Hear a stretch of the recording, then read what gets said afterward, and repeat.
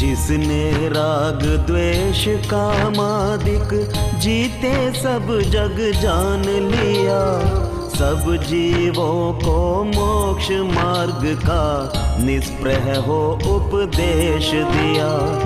बुद्ध वीर जिन हरिहर ब्रह्मा या उसको स्वाधीन कहो, भक्ति भाव से प्रेरित हो यह चित्त उसी में लीन रहो। सदा ऐसी भावना हो मन की भावना।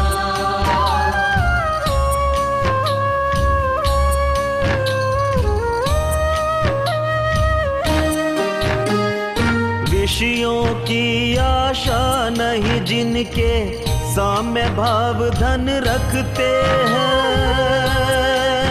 धन रखते हैं।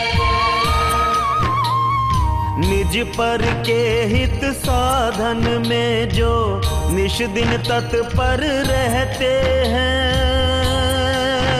जो रहते हैं। स्वार्थ त्याग की कठिन तपस्या हैं, ऐसे ज्ञानी साधु जगत के दुख समूह को हरते हैं।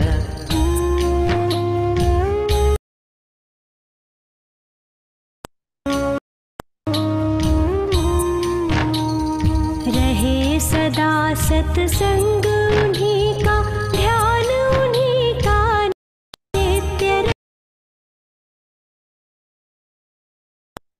चर्या में यह चित्त सदा अनुरक्त रहे। नहीं सताऊं किसी जीव को, झूठ कभी नहीं कहा करूं, पर धन वनिता पर न लुभाऊं, संतोषामृत पिया करूं। रहे ऐसी भावना, यही मेरी भावना।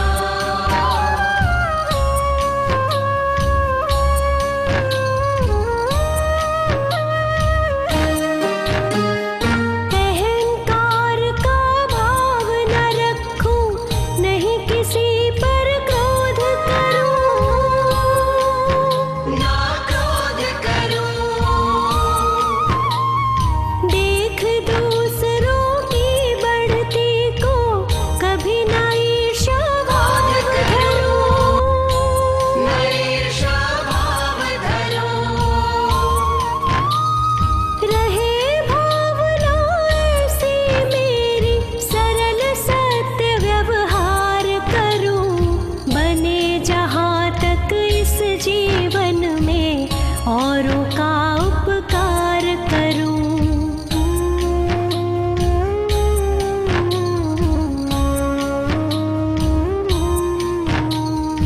मैत्री भाव जगत में मेरा सब जीवों से नित्य रहे, दीन दुखी जीवों पर मेरे ओर से करुणा स्रोत बहे।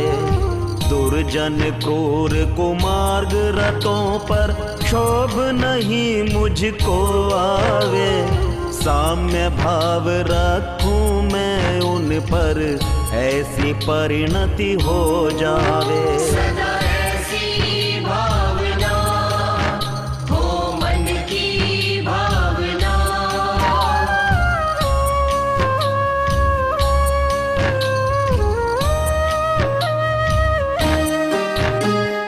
गुणी जनों को देख हृदय में मेरे प्रेम उमड़ आवे, प्रेम उमड़ आवे। बने जहाँ तक उनकी सेवा करके यह मन सुख पावे, मन सुख पावे। हो नहीं कृतज्ञ कभी मैं, द्रोह न मेरे उर आवे। गुण ग्रहण का भाव रहे नित, दृष्टि न दोषों पर जावे।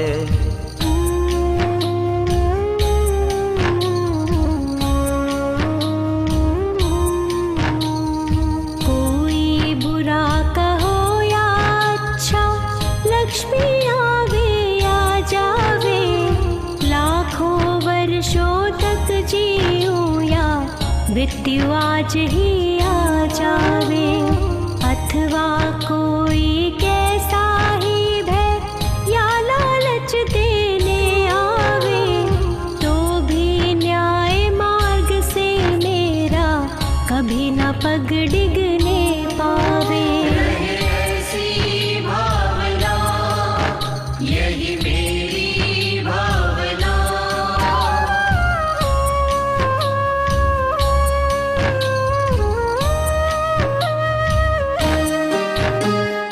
होकर सुख में मग्न न भूले, दुख में कभी न घबरावे, कभी ना घबरावे।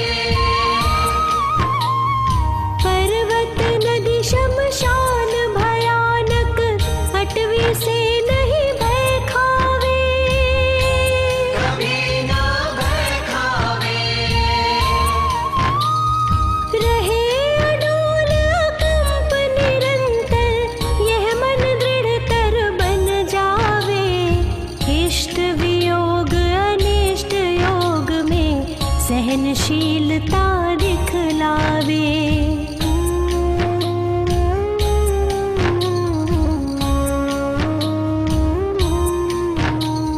सुखी रहे सब जीव जगत के, कोई कभी ना घबरावे, बैर पाप अभिमान छोड़ जग नित्य नए मंगल गावे। घर घर चर्चा रहे धर्म की, दुष्कृत दुष्कर हो जावे, ज्ञान चरित उन्नत कर अपना, मनुज जन्म फल सब पावे। सदा ऐसी भावना हो मन की भावना।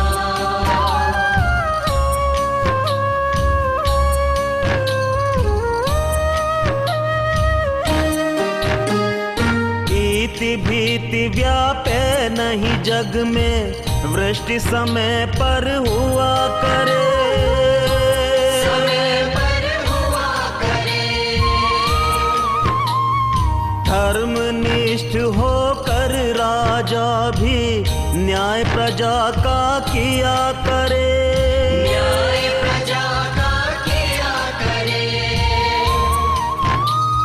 रोग मरी दुर्भिक्ष न फैले, प्रजा शांति से जिया करे, परम अहिंसा धर्म जगत में फैल सर्वहित किया करे।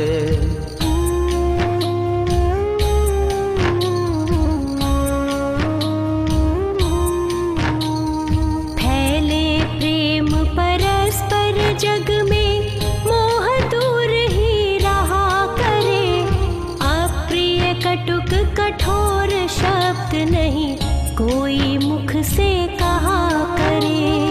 बनकर सब युग वीर हृदय से, देशोन्नति रत रहा करे, वस्तु स्वरूप विचार खुशी से, सब दुख संकट सहा करे। रहे ऐसी भावना यही मेरी भावना। सदा ऐसी भावना हो मन की भावना।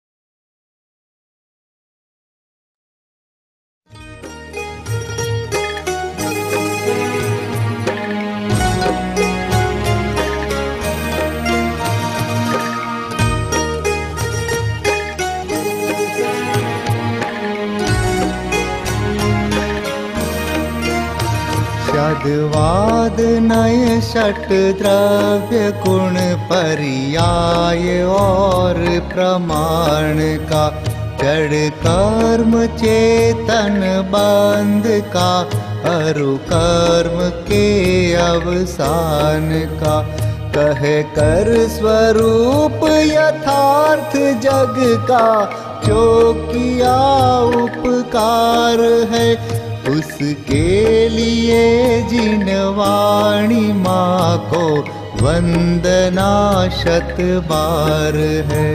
उसके लिए जिन वाणी माँ को वंदना शत बार है, वंदना शत बार है, वंदना शत बार है।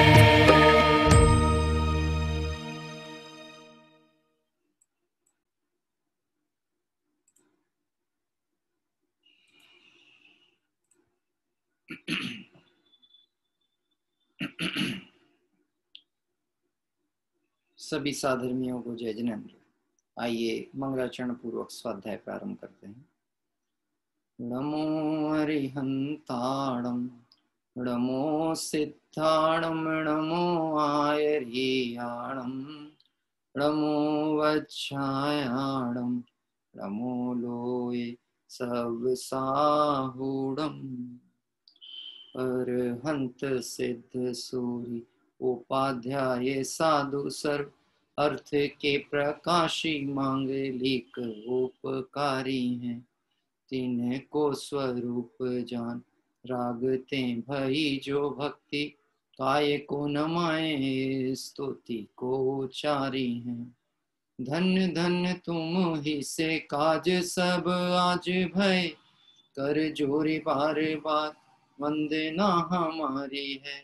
मंगल कल्याण सुख ऐसो हम चाहत हैं, ओ मेरी ऐसी दशा जैसी तुम धारी है। मंगल कल्याण सुख ऐसो हम चाहत हैं, ओ मेरी ऐसी दशा जैसी तुम धारी है।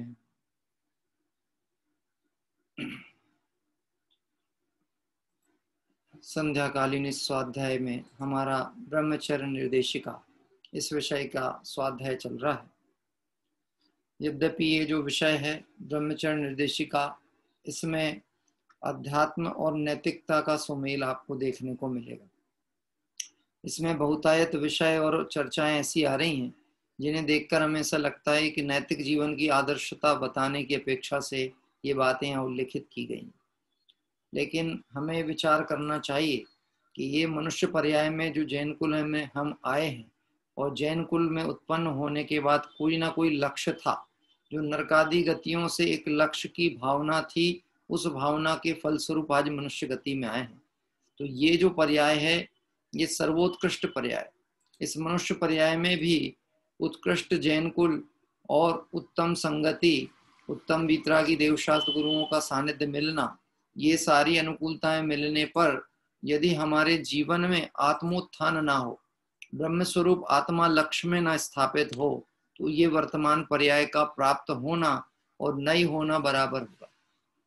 इसलिए यहाँ जो ब्रह्मचर्य निर्देशिका की चर्चा है, ब्रह्म मतलब आत्मा, चर्य मतलब रमण करना, अपने आत्म स्वरूप की रमणता का नाम ब्रह्मचर्य है।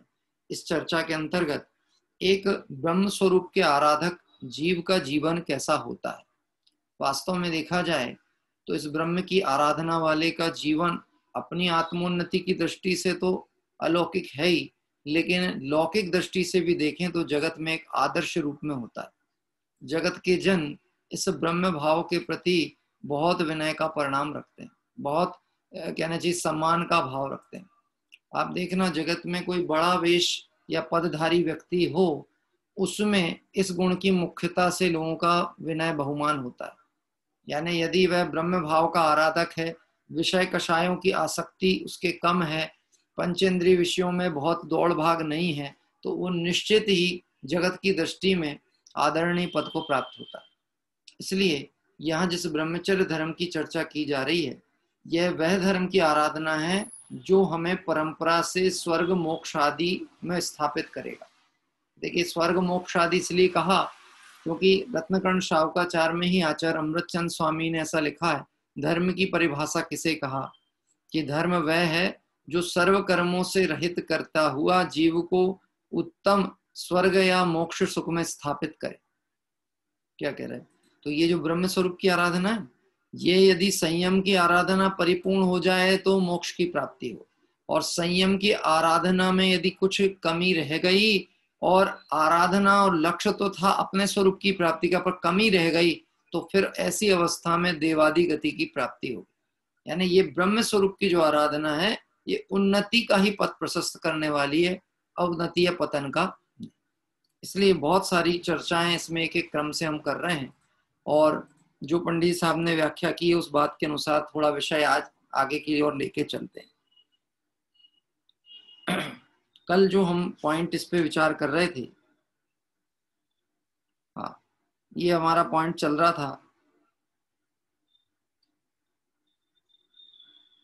लौकिक एवं असंयमी जीवों के अतिरिक्त स्वागत, माल्यार्पण, अभिनंदन आदि ना करें, मात्र यथायोग शिष्टाचार ही पर्याप्त है। इसके बाद अगला पॉइंट है, उपकार एवं ज्ञान आदि के प्रति कृतज्ञता रखने पर भी पदानुकूल मर्यादा रखना ही उचित है। देखिए, एक बहुत महत्वपूर्ण बात यहाँ पे बताई गई है कि जैन दर्शन में किसकी भूमिका कैसी है, पद कैसा है, गुण स्थान कैसा है, उस अनुसार उसका विनय, उसके अनुसार उसके साथ व्यवहार किया जाता है। क्या कह रहे हैं? यानी जैसी भूमिका और पद है उस अनुसार उसका व्यवहार लागू होगा। उपकार ज्ञान आदि के प्रति कृतज्ञता रखने पर भी, किसी से हमें ज्ञान प्राप्त हुआ, किसी ने हमारा उपकार किया, तो ऐसा होने पर भी उपकारी के पद का ज्ञान रखते हुए उस अनुसार उससे व्यवहार होना चाहिए। देखो, एक हमारे लौकिक गुरु होते हैं जिनसे हमें लौकिक शिक्षा प्राप्त होती है, उनके प्रति भी विनय भाव होता है कि नहीं होता? होता है। जिनसे लौकिक शिक्षा प्राप्त हुई थी, आज भले हम 10 साल बाद भी उन्हें कहीं मिले, कहीं वह हमें दिखें, तो हम उनके प्रति विनय के भाव के अंतर्गत पैर भी पढ़ लेंगे और हालचाल भी पूछ लेंगे। ऐसे ही है ना?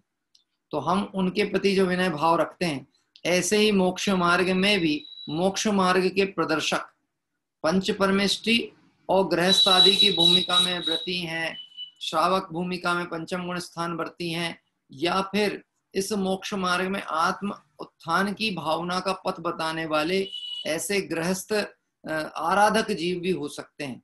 तो ये इनके प्रति विनय का भाव तो आना चाहिए, लेकिन पद के अनुसार आना चाहिए, पद मर्यादा का उल्लंघन नहीं होना चाहिए। देखिए, कई बार अपन देखते हैं कि मित्र पक्ष के द्वारा कुछ बातें ऐसी उठाई जाती हैं कि आप लोग तो मर्यादा उल्लंघन करते हो। हाँ, यद्यपि हर चीज को एकदम निषेधात्मक नहीं देखना चाहिए। ये निश्चित ही है कि वह जिस अभिप्राय से बात कह रहे हैं, हो सकता है उस अभिप्राय में थोड़ा कषाय का पुट भी हो सकता है, लेकिन हमें तो सावधानी पूर्वक उस बात को समझना है। यदि उन्होंने पद विरुद्ध किसी चर्चा पे आपको संकेत किया है, तो हमारा कर्तव्य हम आगम से मिलान करें कि इस पद के योग्य विनय क्या, अपने पद की भी और अपने को जिनसे ज्ञान आदि प्राप्त हुआ, उपकार प्राप्त हुआ, उनके प्रति। मर्यादा उल्लंघन जैन दर्शन में स्वीकृत नहीं। देखिए, सीमंदर भगवान की पूजन पढ़ते ना, उसमें एक लाइन आई है, भव समुद्र सीमित कियो सीमंदर भगवान। सीमंदर शब्द किस बात को बताता है? जो अपनी सीमा के अंदर रहे, जो सीमा का उल्लंघन ना करें, जो सीमा के अंदर रहें। ऐसे ही जिनके प्रति उपकार का भाव भी हो, तो उनकी मर्यादा ज्ञान में रखते उस मर्यादा अनुसार ही उनसे व्यवहार करें, ना तो मर्यादा से अधिक करें ना कम करें। ये ज्ञान होना चाहिए एक आराधक जीव को। आप ये बात समझ लेना, जो तत्वाभ्यासी स्वाध्यायी जीव हैं, उनका जीवन ही चलता फिरता पुराण कहलाता है। क्या कह रहे हैं? चलता फिरता पुराण है। जो लोग धर्म से दूर हैं, जिन्हें धर्म का स्वरूप नहीं मालूम है, वो तो इतना मानते हैं कि भाई ये स्वाध्यायी जीव हैं, धर्म आराधना करते हैं, शांत परिणामी हैं, मतलब इनकी लाइफ, इनका जीवन देखो, इसका मतलब हम कोई धर्म का अंश देख पा रहे हैं, धर्म के अंग का परिचय हमें हो रहा है। ऐसा आप समझना। बिल्कुल जगत में ये बहुत प्रसिद्धि होती है इस बात की लेकर। जगत आपको किस दृष्टिकोण से देख रहा है? एक स्वाध्यायी, आत्मार्थी, मुमुक्षु। अब इस दृष्टिकोण से देखेगा तो आपका कर्तव्य क्या, आपकी भाषा कैसी होना चाहिए, आपका व्यवहार कैसा होना चाहिए, आपका जगत में 5 इंद्रिय विषय भोग की आसक्ति संबंधी परिणाम कैसा होना चाहिए, ये सब आपके ब्रह्म स्वरूप की आराधना को बताएंगे कि आपको ब्रह्म स्वरूप के प्रति रुचि है कि नहीं। क्या देखो, ऐसा समझना, ये मार्ग जो है कहीं से भी स्वच्छंदी और निश्चयभासी होने की बात तो करता ही नहीं तो हम ऐसा मान के बैठ जाएं, एक आत्मानुभूति कर ली, आत्मानुभूति हो गई, बस हो गया हमारा काम।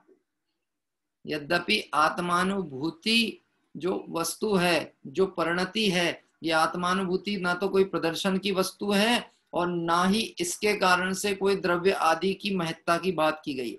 अरे द्रव्य खुद बहुमूल्य है, बहुमानवान है, द्रव्य खुद अनंत गुण स्वरूपी है, उसकी महिमा आना और वह मेरे लक्ष्य में आना, यह आत्मानुभूति। परंतु इस आत्मानुभूति से अपनी महत्ता नहीं मानना। क्या कह रहा है? अरे अपने घर में रखा भोजन हमने अपने पेट में डाला और हमारी भूख मिट गई, इसके लिए हल्ला मचाने की क्या जरूरत? हाँ, ये जरूरत है? क्या कह रहे? मैं आपसे कहता हूं, आपके घर में धन वैभव हो और पर्याप्त हो, लॉकडाउन में भी आपको चिंता की कोई स्थिति ना हो कि इतना तो है कि आराम से अभी हम तो साल 2 साल बैठ के खाएं तो कोई तकलीफ नहीं, तो बोलो इस चीज को लाउड स्पीकर लगा के हल्ला करना चाहिए कि नहीं करना चाहिए? ये क्यों नहीं करना चाहिए? इतना तो समझते हैं हम, क्यों नहीं करना चाहिए? है कि हम ये जानते हैं कि जगत में सब रुचि और सब तरह के विचारधारा वाले लोग हैं। बहुतायत लोगों का दुख इस बात का है कि ये सुखी क्यों है। क्या कह रहे हैं? संसार के जीवों का कषाय संयुक्त परिणाम चलता है ना, उनके दुख का कारण यह है कि सामने वाला सुखी क्यों। वो इसलिए ज्यादा आकुलित हैं, इसलिए नहीं कि मेरी दुकान कितनी चलती, वो इसलिए ज्यादा परेशान है इसकी दुकान ज्यादा क्यों चलती, इसके यहाँ भीड़ क्यों दिखती। बात ख्याल में? ऐसे इसलिए ब्रह्म स्वरूप का आराधक जीव बहुत कहना चाहिए सीमांकित परिणति और स्वरूप गुप्त प्रवृत्ति वाला जीव होना चाहिए।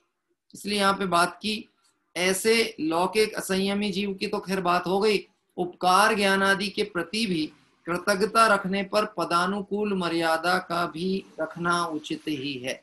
पदानुकूल, अपने पद का ज्ञान रखते हुए उस अनुसार मर्यादा का पालन करें और करावें, ये भी अपना कर्तव्य।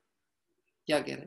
बहुत से लोग ऐसे प्रश्न बोलते हैं, ये पंडित जी किसी विशेष जन के प्रति बातें आती हैं कई बार समाज में कि वो तो जानते हैं ना, तो वो निषेध क्यों नहीं करते? यदि कोई ने गलत व्यवहार किया, कोई ने उनके पद से ज्यादा उनका सम्मान किया, उनके पद से अतिरिक्त उनके साथ व्यवहार किया, तो ये उनका कर्तव्य है ना कि उसका निषेध करें। तो मैं आपसे पूछता हूं कि आपका मन क्या कहता है? हाँ? एक गृहस्थ के योग्य जो मर्यादा है, यदि उससे अधिक जगत, क्योंकि जगत तो अंधा होता है, आप ये समझ लेना, भक्ति अंधी होती, मिथ्या दृष्टि की, सम्यक दृष्टि की नहीं। हाँ, भक्ति अंधी होती है, उसको किसी से कुछ प्राप्त होता है तो अंधानुकरण करने में लग जाता है, उसके औदैक भावों को पारणामिक भाव जैसा मानने लगता है। हाँ? आपको पता है ऐसे प्रसंग मुझे सुनने को मिले कि किसी को किसी के प्रति बहुमान था, तो जब उनकी देह आदि छूटी तो उनके नख, केस और ये सब उठा उठा के लोग लेके भाग गए। क्या कह रहे हैं? मैं जैन धर्म की बात कहता हूं और अपने से जुड़े हुए कोई घटनाक्रम की बात कहता हूं। अब मैं आपसे बात कह रहा हूं, ऐसी घटनाएं जैन दर्शन में हास्यास्पद स्थितियां निर्मित करती हैं और जिन शासन की अप्रभावना का कारण बनती है। पदानुकूल व्यवहार रखना, पद के विपरीत व्यवहार में बिल्कुल भी फंसने की जरूरत नहीं। एक ब्रह्म भाव आराधक व्यक्ति के लिए ये बात कही जा रही। अगला प्रश्न, अगला पॉइंट, विरोधियों के प्रति विरोध की दृष्टि नहीं रखें, क्योंकि व्यवहार से कोई किसी का विरोधी नहीं है। क्या कह रहे हैं? व्यवहार से कोई किसी का विरोधी नहीं है, मात्र मतभेद होने से कोई किसी का विरोधी समझकर उसके सत्य कथन की भी उपेक्षा करना उचित नहीं है। वास्तव में देखा जाए, कल परसों अपन चर्चा कर रहे थे तो ये बात आई थी, मेरा विरोध कौन कर सकता है, कौन करता है? हाँ, कौन करता है? कोई तो करता होगा ना। हाँ, मैं स्वयं करता हूं। अज्ञान अवस्था में मैं अपने स्वभाव का अनादर करता हूं, अपने स्वभाव को लक्ष्य में नहीं लेता हूं, ये मैं सबसे बड़ा आत्मविरोधी हूं। बाकी जगत में किसी की सामर्थ्य नहीं है कि मेरे स्वरूप का और मेरा कोई विरोध कर सके।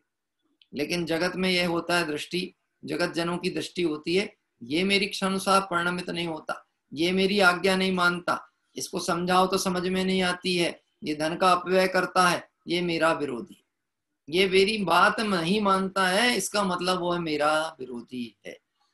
मैं आपसे पूछता हूं, इस सिद्धांत को यदि माना जाए, नियम बना लिया जाए, तो भगवान महावीर स्वामी के विरोधी कम है कि ज्यादा है? हाँ? कि मेरी नहीं माने सो मेरा विरोधी, ये सिद्धांत की अपेक्षा से तो भगवान महावीर स्वामी के विरोधी कितने हो गए अनुयायी कितने हैं? हाँ, थोड़े थोड़े। अब उन अनुयायियों में सच्चे अनुयायी और नाम अनुयायी कितने हैं? तो नाम अनुयायी ज्यादा है और सच्चे और कम। तो क्या जो नहीं मानते वह विरोधी हैं? हाँ, ऐसा नहीं। यदि इस दृष्टिकोण से समझेंगे तो एक संप्रदाय विशेष तो ऐसा भी होता है जो अपने इष्ट देव को नहीं मानने वालों को काफिर कहता है। पता है आपको? काफिर मतलब इनको नष्ट कर देने में कोई अपराध नहीं है। जो इष्ट को नहीं माने, जो हमारे भगवान को ना माने, उसकी सत्ता भी खत्म कर दो तो कोई अपराध नहीं, कोई पाप नहीं पड़ता। ऐसी मान्यता भी है। जैन दर्शन की मान्यता, जैन दर्शन का दृष्टिकोण, एक आत्मार्थी का दृष्टिकोण कुछ अलग ही होता है। क्या कह रहे हैं? विरोधियों के प्रति विरोध दृष्टि नहीं रखें। कसाय से कषाय कभी नहीं मिटती। जब भी कषाय मिटेगी वो क्षमा के बल पे ही मिटेगी। क्या कह रहे हैं? कषाय से कषाय नहीं मिटती। और हम कषाय से कषाय की टकराहट करने का जब तक प्रयास करेंगे अपना ही नुकसान होने वाला था। कोई विरोधी नहीं हमारा। इस दृष्टिकोण को देखा जाए तो क्षमा वाणी कब मनानी चाहिए? एक तो ये मनानी चाहिए ही शब्द इस बात को बता रहा है, इसको आर्टिफिशियल कर दिया गया। ये सहज है, ये आत्मा का लक्षण है, ये आत्मा का गुण है। हाँ, अब ये गुण प्रत्येक द्रव्य में है और कोई भी द्रव्य ऐसा नहीं है जो गुण रहित है। तो जो क्षमा नाम का गुण है ये कब होना चाहिए? कि जब तक द्रव्य है, द्रव्य अनंत गुण स्वरूपी है, तो क्षमा नाम का गुण है, तो उस गुण का परिणमन कब कब होना चाहिए? कि सतत होना चाहिए, सदैव होना चाहिए। हाँ, इसलिए देखो यहाँ बात कह रहे हैं, विरोधियों के प्रति विरोध दृष्टि नहीं रखें, क्योंकि व्यवहार से कोई किसी का विरोधी नहीं है। मात्र मतभेद होने से किसी को विरोधी समझकर उसके सत्य कथन की भी उपेक्षा करना उचित नहीं है। भावना 32 में एक पंक्ति आप और हम सब पढ़ते हैं, गुण ग्रहण का भाव रहे, नित दृष्टि न दोषों पर जावे। अब गुण ग्रहण का भाव मतलब गुण कहां से ग्रहण करना? क्या कह रहे? गुण कहां से ग्रहण करना? जिसकी दृष्टि में गुण ग्राहकता होगी उसको जगत में पूरा विश्व जो है वो विश्वविद्यालय है, पूरा विश्व विश्वविद्यालय है, अगर गुण ग्रहण करने की लक्ष्य होगा तो। क्या मैं अभी जब थोड़ी देर पहले बाथरूम गया, मेरी नजर पड़ी, वहां पर एक छोटी इल्ली जैसा जीव बिलबिला रहा था कॉर्नर में। तो मेरे मन में विकल्प आया, ये कौन है? क्या कह रहे हैं? ये कौन है? आप विचार कर सकते हो कौन है? यदि हम कर्णानियों की भाषा की तरफ से विचार करें, ये सब हमारे पूर्व जन्म के रिश्तेदार हैं। क्योंकि अनंत काल से जीव संसार परिभ्रमण कर रहा ना, सब जीवों के सब जीवों से सब संबंध हुए हैं, सब जीवों के सब जीवों से सब संबंध हुए हैं। अब ऐसा विचार आते ही कैसा परिणाम बनना चाहिए? अरे इस जीव से मेरा कभी संबंध हुआ था। अब बोलो, आप प्रमाद पूर्वक प्रवर्तन करोगे कि सावधानी पूर्वक प्रवर्तन होगा? प्रमाद पूर्वक, सावधानी पूर्वक। मैंने आपको बताया था ना गुण ग्राहकता कैसी होनी चाहिए। एक भिखारी भी जब हमारे सामने आके भीख मांगता है तो वो मुफ्त में नहीं भीख मांगता, कुछ ना कुछ दे करके ही जाता है। लेता तो हमसे थोड़ा है और देता बहुत है। तो बोले क्या लेता है? कि थोड़ा बहुत जो अपने विकल्प में आया उतना दे दिया, भोजन दे दिया, थोड़ा पैसा या कुछ कपड़े वकड़े दे दिए। लेकिन देखा जाए तो उपदेश क्या देता है? कि मैं हाथ इसलिए फहरा रहा हूं तुम्हारे सामने कि मुझे जब हाथ पे हाथ रखने का समय मिला था तब मैंने हाथ पे हाथ नहीं रखा, इसलिए आज ये दशा है कि मुझे घर घर हाथ फैलाने पड़। बात ख्याल में आती? मैंने ऐसे कई दृष्टांत चर्चाएं आप प्रवचनों में भी सुनते होंगे, तो आप देखना गुण ग्राहकता होगी तो आपको ये पूरा संसार समुद्र वैराग्य सिंधु की तरह दिखेगा। भजन में पंक्ति आती ना, लहराता वैराग्य सिंधु अब भाए भावना भारा है, 12 भावनाएं भा रही है, लहराता वैराग्य सिंधु, वैराग्य सिंधु लहरा रहा। किसी ने गुरुदेव श्री से पूछा कि गुरुदेव श्री ये प्रथमान योग हम पढ़ते हैं तो यहाँ पर ऐसे प्रसंग आते हैं, किसी का मरण हुआ, कोई बाहर में वातावरण ऐसा देखा कि क्षण भंगुरता दिखी तो वैराग्य हुआ, ये हमको तो ऐसे कोई प्रसंग ही नहीं देखने को मिलते। क्या कह रहे हैं? हमको तो कोई प्रसंग ही देखने नहीं मिलते। गजब की बात है, हमारा दृष्टिकोण इतना कठोर हो चुका है, इतना कहना चाहिए निष्ठुर हो गई हमारी परिणति कि हमें क्षण क्षण में वैराग्य के प्रसंग देखने पर भी उस पर विचार करने का भाव नहीं आता। हाँ? मैं आपसे प्रश्न पूछता हूं, ऐसा कोई एक व्यक्ति होगा जिसके इष्ट का वियोग ना हुआ हो उसके सामने? अच्छा, वो जो था इष्ट संयोग, जो अपने परिजन थे, पुरजन थे या अपने अग्रज थे, हैं, अपने वृद्धजन थे, उनसे प्रेम था कि नहीं था? था कि नहीं था? हाँ। अब वह प्रेम जो था उस समय जब उनकी उपस्थिति थी तब कैसा परिणाम चलता था कि इनके बिना हम रह पाएंगे कि नहीं रह पाएंगे, इनके साथ हम रह, इनके बिना हमारी कल्पना हो सकती कि नहीं, ऐसा जब वो थे तब ऐसे अनुभव में था। और एक बार उस जीव का यहां से संयोग छूटा और कुछ समय के बाद, हाँ, कुछ समय के बाद में फिर कोई स्मरण नहीं करता। हमारे नरेश जी मैसेज डाल रहे हैं, कोरोना जो है ये वैराग्य उत्पन्न करने में सहयोगी बन रहा है। लेकिन कैसा वैराग्य पता है? अभी आपको जैसे ही पता चलेगा ना, वैक्सीनेशन तैयार हो गई है और बहुत जल्दी इंडिया में आने वाली है। क्या कह रहे हैं? बस उसके प्रति असावधानी प्रारंभ होना तुरंत चालू हो जाती है। मैं अपना अनुभव बताता हूं आपको। मुझे पहले, मैं शायद 8-9 वर्ष का हो गया था, 10 वर्ष का ही हो गया होगा, मुझे गोली गटकते नहीं बनती थी, दवाई खाते नहीं बनती थी। मतलब जीभ में रखूं, पानी पूरा पी जाऊं और वो गोली जीभ में ही रह जाए। हाँ, ऐसा था। तो मैं सिर्फ एक ही भावना भाता था, 12 भावनाओं में से भी ज्यादा भावना ये होती थी कि गोली गटकते बनने लगे। तो बोले क्या होगा उससे? कि कोई भी बीमारी होगी, कोई भी तकलीफ होगी, बस गोली खाएंगे और ठीक। क्या कह रहे हैं? गोली खाएंगे और ठीक हो जाएंगे। जिस दिन गोली पहली बार गलती से गले से उतर गई थी, मुझे शायद याद है, ये भोपाल की घटना है। उसके पहले तक भोपाल में मुझे उस समय तक माइग्रेन की समस्या स्टार्ट हो गई थी। तो वो पहली बार नीरोबियन फोर्ट मल्टीविटामिन की छोटी सी गोली आती, कोटेड, वो गोली पहली बार कहीं विकल्प और गया था। और मुझे याद है भोपाल में पिताजी के साथ था, वो गोली पानी पिया और गलती से अंदर चली फट से। बहुत खुशी हुई। क्यों खुशी हुई? हाँ, बन गई बन गई बन गई, अब तो निरोगी हो गए। अभी बोल रहे ना, कोरोना का वैक्सीनेशन का पता भर लग जाए इसकी औषधि आ गई है, हम तुरंत 1 सेकंड, अभी आने में कितना समय लगेगा, क्या लगेगा, इसका ठिकाना नहीं है। एक समय में जीव स्वच्छंदी होने लगता, एक समय में प्रमाद उत्पन्न होने लगता। क्या कह रहे हैं? देखो, जांच के लिए रिपोर्ट गई तब तक बेचैनी है, और रिपोर्ट में इतना लिखा आया, माइनस का निशान आ गया, नहीं है, तो इसकी विषय भोगों की वासना प्लस हो जाती है। ऐसे ही है कि नहीं? हाँ, गुण ग्रहण का भाव रखना भाई। गुण ग्रहण मतलब ये जो परिस्थितियां हैं, जो प्रसंग है, ये संयोग हैं, ये वियोग हैं, ये हमें कोई लक्ष्य की ओर संकेत करते हैं। और उस लक्ष्य की दिशा में यदि हम तैयार हैं, सजग हैं, तो वास्तव में एक ब्रह्म स्वरूप के आराधक के रूप में हम अपना काम कर सकते हैं। देखिए, मतभेद होने से कोई किसी का विरोधी नहीं है। मतभेद हो सकते हैं, मनभेद नहीं होने चाहिए। क्या कह रहे हैं? मतभेद चल सकते हैं। अरे मतभेद तो एक घर में, एक कुटुंब में, नाना जीवा नाना कम्मा नाना भावा। हाँ, मुझे हाथ उठा के जिम्मेदारी, यानी कोई बता सकता है कि एक पति पत्नी जो 20 साल से साथ में रह रहे, दोनों की सोच एक जैसी हो? हाँ, है? क्यों साहब?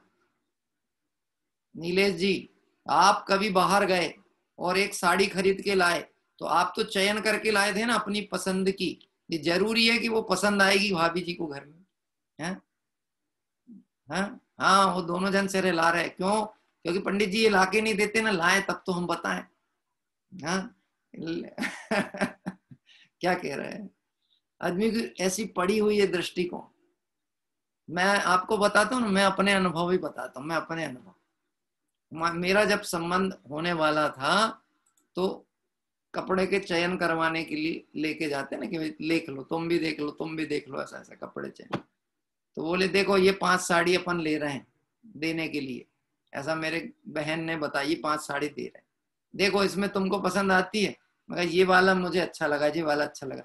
और एक पर्दे के पीछे से मेरे पत्नी से पूछा गया ये वाली, तो उसकी पसंद दूसरी थी। अब गजब की बात है। मैं आपसे एक बात पूछना चाहता हूं, इधर पे हम सोच रहे हैं कि एक संबंध जुड़ रहा, एक सोच जुड़ रही, और चयन पसंद भिन्न भिन्न प्रकार की, मतभेद हो सकते हैं, मनभेद नहीं होने चाहिए। क्या कह रहे हैं? मतभेद बहुत हो सकते हैं। आप ऐसे ही समझ लेना, समाज में भी मतभेद बहुत हो सकते हैं, मनभेद नहीं होने चाहिए। यदि मनभेद होंगे तो मंदिर टूट जाएंगे, मनभेद हो जाएंगे तो मंदिर कषायों के अखाड़े बन जाएंगे। हाँ, मतभेद से तकलीफ नहीं है, क्योंकि मतभेद तो जीव का अलग अलग तरह का परिणाम हो सकता है, लेकिन वह परिणाम भी तत्व ज्ञान के अभ्यास से, वीतरागता के लक्ष्य से और स्वरूप की आराधना से उसमें ढिलास आ सकती है। पर एक बार मनभेद हो जाता है, हमने किसी को विरोधी मान लिया, अब हमें उसमें कभी कोई गुण दिखने वाला नहीं। हाँ? कभी कोई गुण नहीं दिखने वाला, वो कितना ही अच्छा है, दोष ही दोष दिखेंगे। इसलिए एक ब्रह्म स्वरूप के आराधक जीव को मतभेदों से भी बचना है, और मनभेद तो उसमें होने ही नहीं चाहिए।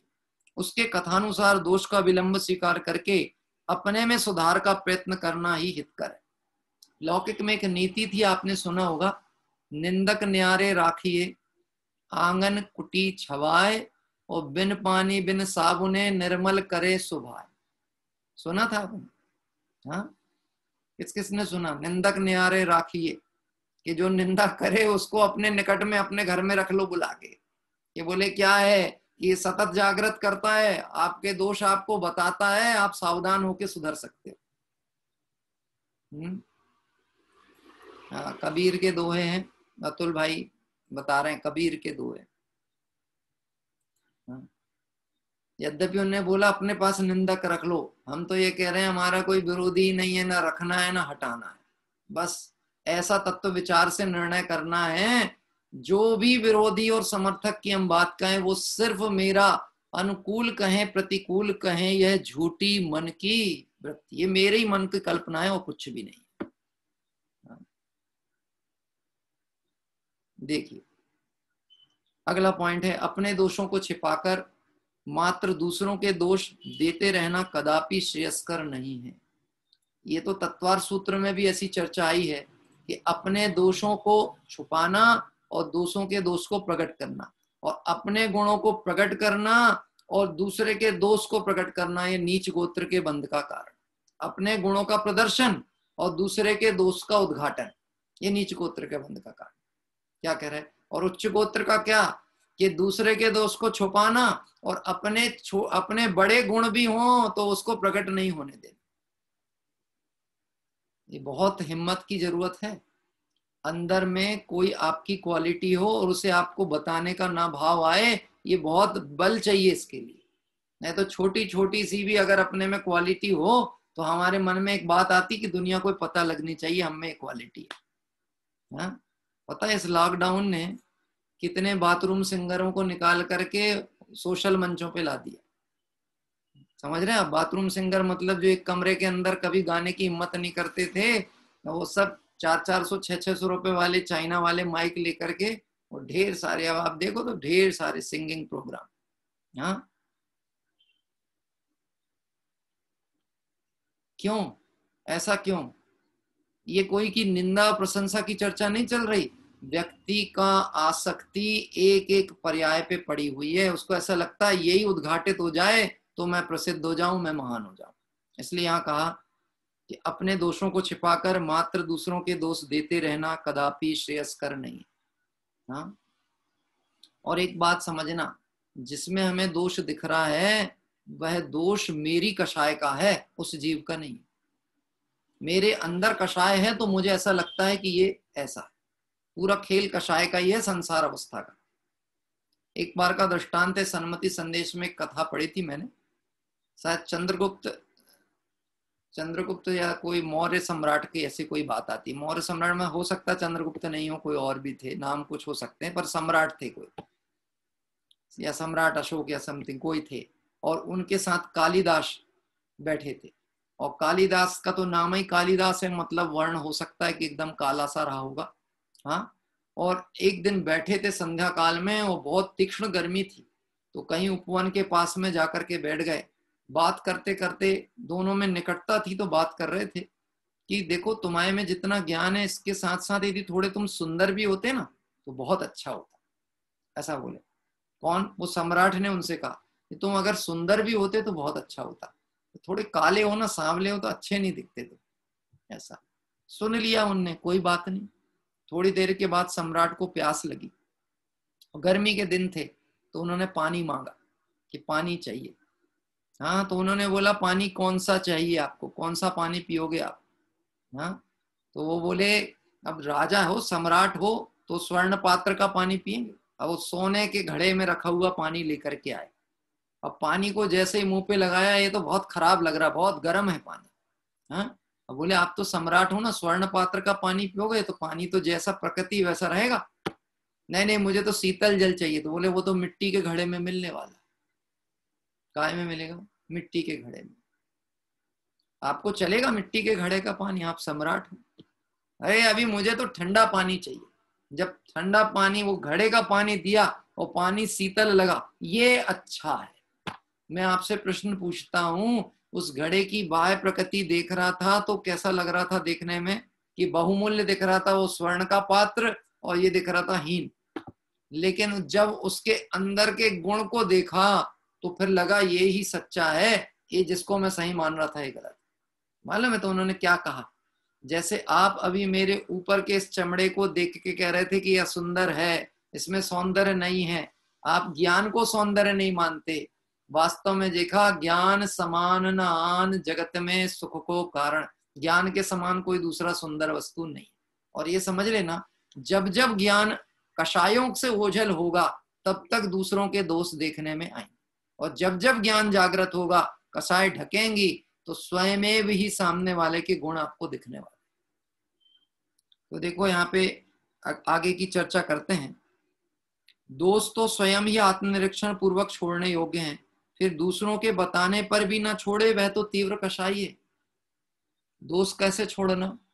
अपने दोष अपने ज्ञान में आए तो रखना कि छोड़ना। पहली बात, अपने में कोई दोष है कि नहीं, अपने को ज्ञान में आते हैं कि नहीं आते? आते कि नहीं आते? अपने में दोष हैं कि नहीं? कितने हैं? अभी मैं पूछूंगा नहीं, और आप बताने के लिए भी विकल्प नहीं करना। मैं कुछ नहीं पूछूंगा आपसे कि कोई 5 दोष बताएं। मैं दूसरे प्रश्न तो पूछता हूं, ये नहीं पूछूंगा। क्या कह रहे हैं? 5 दोष बताएं। लेकिन आप विचार करें, हम अपना विचार करें कि हमारे जीवन में कोई दोष है कि नहीं। हाँ, तो मालूम है आपको, अपने गुण और दोष 2 लोगों के ज्ञान में सदैव है। एक तो केवल ज्ञानी परमात्मा के, और एक अपने। केवल ज्ञानी के ज्ञान में है और अपने ज्ञान में। हम भगवान के दर्शन करने गए, हमने कितनी श्रद्धा, कितने विनय, कितने बहुमान से किया, ये मेरा परिणाम जानता है और भगवान जानते हैं। कथन व्यवहार कुछ भी हो सकता है। भले कथन ऐसा हो सकता है, तुमसे लागी लगन ले लो अपनी शरण पारस प्यारा, मेटो मेटो जी संकट हमारा। कथन ऐसा हो सकता है, परंतु अंदर में ऐसा लगता है अभी कोई संकट कहाँ है साहब। हाँ, बढ़िया तो चल रही है जिंदगी, सब धन वैभव संपत्ति सब कुछ है, परिवार अनुकूल है, सब व्यवस्थाएं अनुकूल है, भगवान के दर्शन भी मिल रहे हैं, पूजा भक्ति भी सब तो चल रही है, संकट है क्या? तो कथन ऐसा करेंगे कि संकट मेटो, और अंदर से पूछेंगे संकट क्या है। चलो मैं आपसे अभी पूछता हूं, और साहब क्या हाल चाल है? रमेश जी साहब उदयपुर से, क्या हाल चाल है साहब? समझ गए आप? रतन जी साहब क्या हाल चाल है? सब बढ़िया है। नरेश जी बता रहे हैं साहब बिल्कुल फर्स्ट क्लास चल रहा है। अब जब फर्स्ट क्लास चल रहा है तो फिर दूसरी क्लास के बारे में चर्चा करने की जरूरत क्या है? नहीं नहीं साहब, हम तो व्यवहार से कह रहे हैं, हम तो व्यवहार से कह रहे हैं। मैं तो आपसे निश्चय स्वाध्याय कर रहे हैं, मैं तो आपसे पूछ रहा हूं हाल चाल क्या है। बोलो हाल चाल क्या है?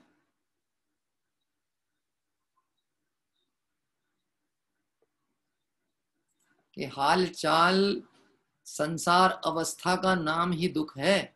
यहाँ दुख की फ्रिक्वेंसी कम और ज्यादा होती है, दुख का पैमाना घटता बढ़ता है, यहाँ सुख की झलक भी नहीं है। लेकिन अनादि संस्कार ऐसा पड़ा है जीव को मोह के कारण, उसको ऐसा लगता है कि मुझे जो पुण्य का उदय में प्राप्त हुआ है, ये पुण्य का उदय ही सच्चा सुख है। और पाप का उदय आ जाए मतलब दुख, और पुण्य का उदय चल रहा मतलब सुख। तो चाहे किसकी पड़ी हुई है अंदर निरंतर कि पुण्य बंधे, पुण्य बंधे, पुण्य का उदय आए। जितना पुण्य का उदय आएगा मैं उतना सुखी रहूंगा। बोलो मैं आपसे प्रश्न पूछूं, क्या चाहते हो? दुकान चलना चाहिए कि नहीं चलनी चाहिए? क्यों संजय भैया, क्या चाहते हो आप? दुकान चलना चाहिए कि नहीं? है यार पंडित जी बहुत हो गई पूजाएं, एक आध दिन थोड़ा बड़ा सा विधान विधान करवा दो। बहुत, एक तो ये कोरोना भी और बहुत सी समस्याएं भी चल रही, थोड़ा एक विधान करा दो, हमारे नाम ही से करा दो, चाहे हमारे नाम का एक विधान करा दो। काय के लिए विधान करना है? कि बोले समस्याएं टल जाए मेरी। तो प्रश्न उत्पन्न करेंगे कि समस्याएं क्या है ये बताओ। हाँ, ये सब व्यापार बहुत कमजोर चल रहा है, व्यापार बहुत खराब चल रहा है, और दिमाग में मतलब टेंशन चलता है। मतलब ये है कि यदि कोई पुण्य उदय आ जाए और व्यापार अच्छा चलने लगे तो मुझे तो तत्व विचार करने का भी विकल्प ना उत्पन्न।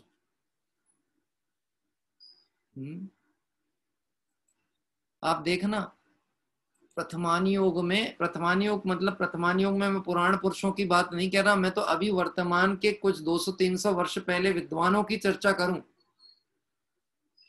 तो इनके साथ में प्रतिकूलताओं के अंबार थे, प्रतिकूलताओं के अंबार, लेकिन लक्ष्य ऐसा पक्का और दृढ़ था कि उनके काम हमको दिखे। वर्णी जी है ना अपने, वर्णी जी का स्वास्थ्य इतना कमजोर रहता था जिसका ठिकाना नहीं। क्या कह रहे, इतना कमजोर, मतलब जब देखो तो मरणासन स्थिति हो जाए बारंबार, और दृढ़ श्रद्धा नहीं अपने कार्य के प्रति, ऐसी तीव्र लगन। इसलिए यहाँ पे कह रहे हैं आत्मनिरीक्षण करना एक ब्रह्म भाव के आराधक जीव का कर्तव्य है। जिसे ब्रह्मचर्य भावना होगी उसको आत्मनिरीक्षण अपना करते रहना चाहिए। देखो आत्मनिरीक्षण पूर्वक अपने दोष को छोड़ना, और कोई बता दे तो ये अपना उपकारी, कोई ने बताया यानी उसने मेरा बड़ा उपकार कर दिया, मेरे को जगा दिया नींद से। बोलो साहब अभी आप बैठे हैं, अभी तो अपन ऑनलाइन बैठे हैं ना, अगर स्वाध्याय भवन में बैठे होते और किसी को थकानवश नींद का झोंका आ जाता और बाजू वाला हिला देता उसको, अरे क्या कर रहे हो, मंदिर में बैठे हो सब देख रहे हैं, तो बोलो ये बात सुन करके आपको कैसा लगता? अच्छा लगता कि बुरा लगता? हाँ, अच्छा कि बुरा? अरे नहीं, हम सो थोड़ी ना रहे थे, आप ऐसा सोच रहे थे, हम तो थोड़ा जरा चिंतन की गहराइयों में थे। बाबू युगल जी साहब ने पुस्तक लिखी ना चिंतन की गहराइयां, हम उसकी गहराई में थे, हम वो तलेटी में गए हुए थे अंदर। जरा बात ख्याल में आ रहा? उतनी सी बात पे कोई ने जगाया तो बुरा लग जाए, ऐसे इस जीव की कषाय कमजोर ना पड़े तो भगवंतों की वाणी सुहाती नहीं है। भगवंतों की वाणी नहीं सुहाती है। विधान करा लो, भक्ति करा लो, नृत्य करा लो, पूजा पाठ करा लो, जाप करा लो, ये सब संभव है, सरल है। उससे बोलो स्वाध्याय करो भैया, स्वाध्याय चिंतन मनन करो, जिनवाणी अभ्यास करो, तो बहुत कठिन लगता है। बात ख्याल में आती? आत्मनिरीक्षण करते हुए कोई दोष बताए तो उन दोषों को छोड़ना, इसमें तीव्र कषायपना नहीं प्रदर्शित करना। देखिए आगे का पॉइंट और पढ़ते हैं। सम्यक एवं व्रतों के अतिचार को बुद्धि पूर्वक टालें, व्रतों की भावनाओं को भावें। सम्यक एवं व्रतों के अतिचार। अब सम्यक तो व्रतों के अतिचार कौन से? 12 प्रकार के व्रत होते हैं। 12 प्रकार के व्रत अपने गृहस्थ भूमिका की अपेक्षा से बात करें उनमें 12 प्रकार के व्रतों में 5-5 अतिचार दोष बताए, मतलब कुल 60 प्रकार के अतिचार दोष हैं। कितने प्रकार के? 60। पर पहले 12 व्रत कौन कौन से, कोई बताएंगे 12 व्रत कौन से होते हैं? हाँ, हाथ उठाइए भैया, जिनको पता है वो हाथ उठाएं। 12 व्रत कौन से होते हैं?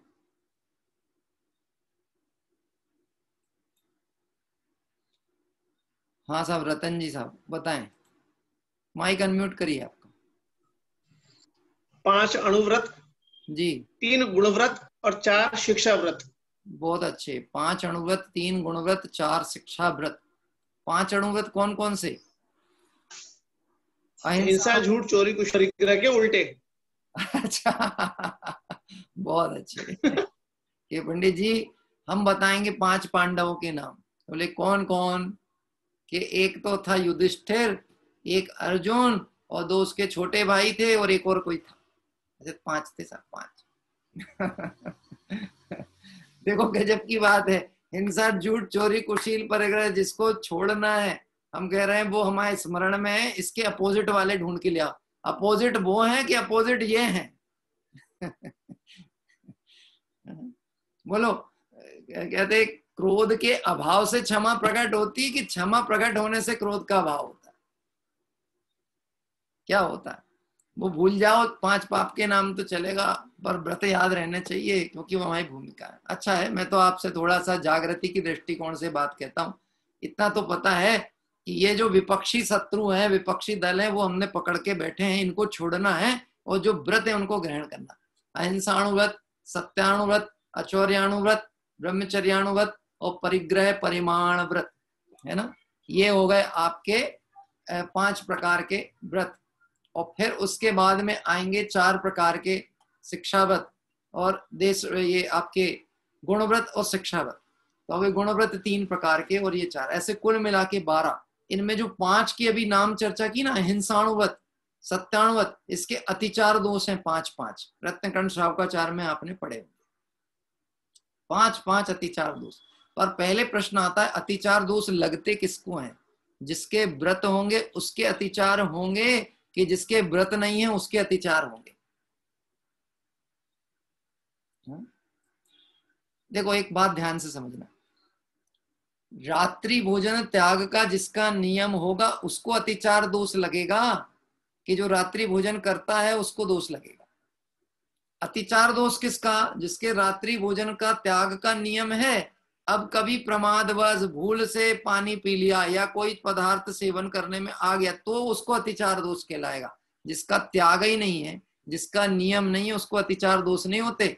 अपन बोलते ना अतिचार, अनाचार, अतिक्रमण, व्यतिक्रमण, ये बोलते ना रोज भाव प्रतीक। इसमें एक आध दिन अपन इसकी भी चर्चा करेंगे कि अतिक्रमण, व्यतिक्रमण ये सब है क्या, अतिचार क्या है, अनाचार क्या है। धर्म विरुद्ध प्रवर्तन करना, मार्ग विरुद्ध प्रवर्तन करना, यह अनाचार है।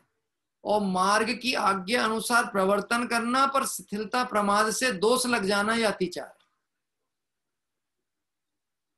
क्या? जिसके रात्रि भोजन का त्याग है, उसने कभी भूल से पानी पी लिया तो वो अतिचार दोष में आएगा। मतलब एक दृष्टांत उदाहरण के तौर पे मैं कह रहा हूं। लेकिन जो अभी अनाज ही खा रहा है, जिसके ठिकाना ही नहीं है खाने पीने का, रात्रि का ना ठिकाना नहीं है, उसके अतिचार नहीं होते, उसके अनाचार ही होता है। क्या? उसके अनाचार है, ये प्रवृत्ति मार्ग विरुद्ध है। इसलिए देखिए लिखा, सम्यक्तम व्रतों के अतिचार को बुद्धि पूर्वक टालें एवं व्रतों की भावनाओं को भावें। भावनाएं भाएं। अभी भूमिका जैसी भी हो, जैसी भी क्षमता हो, भावना भाने का कहीं निषेध नहीं है। मैं आपसे कहता हूं, किसी को एक बड़ा मकान लेना हो, खुद किराए के मकान में रहता हो, तो वो किराए के मकान में रहने वाला अपना निजी मकान बनाने की भावना भाता है कि नहीं भाता? हाँ, पूरी होगी कि नहीं होगी? हाँ, वो होगी या नहीं होगी ये तो सेकंड मैटर है, लेकिन भावना भाने में कोई दिक्कत नहीं। एक दोस्त ने अपने दूसरे दोस्त से पूछा, मैं अमेरिका जाने की सोच रहा हूं, कितना खर्च लगेगा? क्यों साहब? रतन जी आप तो कई बार गए होंगे ना, कितना खर्च आता है जाने आने का? सोच रहा हूं मैं, कितना खर्च आता है? ये बोले कुछ नहीं लगेगा साहब, सोचने का कोई खर्चा नहीं लगता, जाओगे तभी लगने वाला। क्या कह रहे? तो भावनाएं भाओगे तो वो भावनाओं का क्या होगा ये नहीं सोचा जाता, पर भावनाएं भाई जाती हैं। लेकिन मोक्ष मार्ग में जो भावनाएं भाई जाती हैं आत्मार्थ की भावना से, वह भावनाएं निश्चित सार्थक और सतर्क होती। इसलिए यहां लिखा कि भावनाएं भाव व्रतों की कीजे शक्ति प्रमाण, शक्ति बिना श्रद्धा धरे। अब इस विषय पे थोड़ा बहुत बेसिक चर्चा करें पहले अपन। भावनाएं कौन सी भाना? श्रावक के अष्टमूल गुण पालन करना चाहिए कि भावनाएं भाना चाहिए? समझ, सावधानी से उत्तर देना। मैंने प्रश्न क्या किया? श्रावक के अष्टमूल गुण का पालन करना चाहिए कि भावनाएं भाना चाहिए? जैनी के बाह्य लक्षण जो गिनाए हैं बहुत मोटे मोटे, रात्रि भोजन त्याग, देव दर्शन किए और छने पानी का, ये पालन करना चाहिए कि भावना भाना चाहिए? हाँ, ये पालना चाहिए, इसकी भावनाएं नहीं भाना। नहीं तो लोग ऐसे में निश्चयभासी हो जाते, घर में बैठ गए। लोगों को अभी थोड़ा सा ऐसा मन में विकल्प आता है, अगर ये कोरोना काल और लंबा चला गया, कहीं ऐसा ना हो जाए लोगों की आदत ही पड़ जाए ऑनलाइन ही पूजा भक्ति करने की।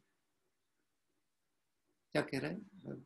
वैसे शंका तो जायज है, लेकिन ये शंका उन जीवों को आ रही है जो ऑनलाइन भी नहीं जुड़ रहे। गजब हो गई भैया। ये शंका उनको आ रही है जिनको ऑनलाइन भी नहीं करना, खुद ऑफलाइन पड़े हुए हैं और शंका ऑनलाइन पे कर रहे हैं। भक्ति का भाव तब उमड़ रहा है जब मंदिर बंद हैं। जब मंदिर खुले थे तब मंदिर सूने पड़े हुए थे। क्या कह रहे हैं? जब मंदिर खुले थे तब मंदिर सूने पड़े थे, तब नहीं होड़ मचती थी प्रक्षाल की। अब वो मीटिंग होगी, विवाद होगा, विसंवाद होगा, चर्चा होगी, कैसे प्रक्षाल होगा, कैसे करेंगे, हम करें। मैंने आपको एक बात बताई थी ना, श्रवण बेलगोला के ऊपर एक भजन सुना था मैंने। यद्यपि वो सिर्फ अतिशयोक्ति या अतिशय भी हो तो कोई आश्चर्य नहीं, पर हम तो कह रहे उदाहरण में से हमारे प्रयोजन जितना उतना रख लेना चाहिए। हाँ, एक बुढ़िया की लुटिया गजब कर गई। एक बुढ़िया की लुटिया, वो कौशिक था ना, कौशिक, वो मंचों पे कार्यक्रम प्रस्तुत करता था, जो वो गाता था ये भजन, एक बुढ़िया की लुटिया गजब कर गई। मतलब वो जो भगवान बाहुबली के अभिषेक का इन लोग घटना सुनाते ना, उस घटना में बताते हैं कि बड़े बड़े लोग कलश लेकर पहुंचे कलश ढारने, तो कलश का पानी ना उतरे, प्रतिमा के नीचे तक नहीं आए हैं। और एक वो वृद्ध माँ थी, बुजुर्ग माँ थी, वो बैठी है कोंटा में अपनी छोटी सी कलसिया लेकर के, किस बात को लेके कि हम भी भगवान का अभिषेक करेंगे। मतलब वो वहां कथानक ही समझना, ये कोई अपन सिद्धांत की बात नहीं कर रहे, सीधी सी समझना। हाँ, नहीं तो अपने को दृष्टांत को दृष्टांत रूप में ही लेना। बहुत आग्रह की, तब आखिरी में उसका नंबर आया। वो उसके छोटे कलश से उसके लड़के ने जाके जल ढारा, तो वो भगवान की प्रतिमा का प्रक्षाल अभिषेक हो गया। क्यों हो गया? अगर मैं उस दृष्टांत को भी लूं तो क्यों हो गया? कि भावनाएं थी तो हुआ। एकलव्य ने कुशल विद्या कैसे सीख ली थी? जब उसके पास गुरु नहीं था तो, क्योंकि उसकी भावना थी कि गुरु के प्रति बहुमान होगा तो ही विद्या आएगी। मैं अभी आपसे पूछता हूं, इस कली काल में माँ जिनवाणी हमें सर्वज्ञ भगवान के रूप में मतलब उपलब्ध है, तो इसके प्रति भक्ति का भाव आना चाहिए कि नहीं आना चाहिए? हाँ, और इसके प्रति भक्ति का भाव आएगा, इसका स्वाध्याय चिंतन मनन योग्य विनय करेगा, तो ये जिनवाणी का ज्ञान प्रकट होगा कि नहीं होगा? तो कहाँ प्रकट होगा? जो ज्ञान है, जो ज्ञान का पिंड है, वहीं प्रकट होगा। मालूम है? गजब बात है। ये जो अपन पढ़ रहे हैं ना, ये जिनवाणी, इसमें ज्ञान नहीं है। ये आचार्य कुंद कुंद स्वामी कहते हैं, रे शास्त्र है नहीं ज्ञान, क्योंकि शास्त्र कुछ जाने नहीं, इस हेतु से है शास्त्र अन्य ज्ञान अन्य श्रवण कहें। शास्त्र में ज्ञान नहीं है और हम उनकी विनय करते हैं। अभी हम विनय पाठ पढ़ेंगे, मस्तक झुकाएंगे, ज्ञान नहीं है शास्त्र में, है कि नहीं है? अरे जब तक इसमें प्ररूपित स्वरूप को अपने ज्ञान में नहीं लोगे, तब तक इसका ज्ञान ज्ञान नहीं कहलाता। इसका ज्ञान ज्ञान तब कहलाता है जब इस ज्ञान का प्रयोग आत्मार्थ की भावना से हो। देखना, हाँ जी, 2-3 मिनट लेंगे अभी। आज जिसको भी भक्ति और जिनवाणी स्तुति लेना हो वो अभी उपयोग को यहीं रखना, पर तैयारी रखना, नहीं तो ऐसा होगा कि आखिरी की जो सार वाली वस्तु है फिर आप पुस्तक खोजने लगे। ऐसा विकल्प नहीं करना, जिसकी तैयारी वो तैयार रहना। सम्यक एवं व्रतों के अतिचार को बुद्धिपूर्वक टालें एवं व्रतों की भावनाओं को भावें, क्योंकि भावना रहित का चारित्र नष्ट हो जाता है। जिसकी भावनाएं नहीं होंगी वो देखा देखी कोई नियम व्रत भी अंगीकार कर ले तो परिस्थिति अनुसार दूषित हो जाता है। देखा देखी नियम नहीं लेना, अपनी सामर्थ्य जान करके प्रतिज्ञा अंगीकार करना। देखो, कोई भी नियम परिणामों की विशुद्धि के लक्ष्य से लिया जाना चाहिए, खींचतान के लिए नहीं होना चाहिए। कोई भी नियम, उसके पीछे उद्देश्य क्या होना चाहिए कि मेरे परिणाम विशुद्ध हों। कषाय हो जाए, व्याकुलता हो जाए, परिणाम विहल हो जाए तो वो कोई धर्म की कोई क्रिया है ही नहीं, वो व्यवहार धर्म भी नहीं।